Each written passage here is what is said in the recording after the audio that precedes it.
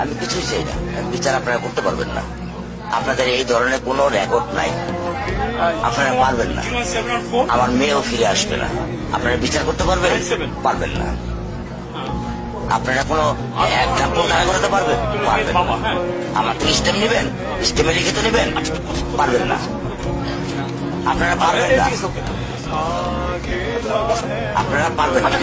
এটা বড় জীবন 15 দিন, এরপর আরেকটা বড় কোনো ঘটনা করবে, এটা ধরে চলে যাবে, শেষ শেষ। এটা একটা বাবা কি পরিমাণ কষ্ট পাইলে এমন কথা বলতে পারে একটু চিন্তা করুন। আর বলবেই না কেন, বাংলাদেশের ইতিহাসে এমন কোনো প্রমাণ নেই যে ধর্ষণের বিচার সাথে সাথে হয়েছে বা কাউকে মেরে ফেলা হয়েছে সেটার প্রমাণ থাকা সত্ত্বেও তার বিচার হয়েছে।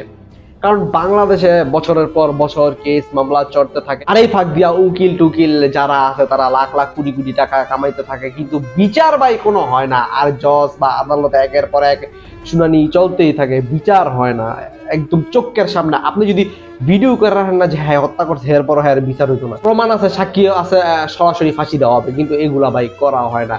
যদি বাংলাদেশে এরকম সরাসরি ফাঁসি বা বিচার হইতো তাইলে ভাই মানুষজন পরবর্তীতে কোনো অকারেন্স করতে বা দর্শন করতে একবার হইলো বুকটা কাঁপতো। ততদিন না পর্যন্ত বিচার হবে সরাসরি বাংলার জনগণের সামনে, ততদিন পর্যন্ত এগুলা থামবে না।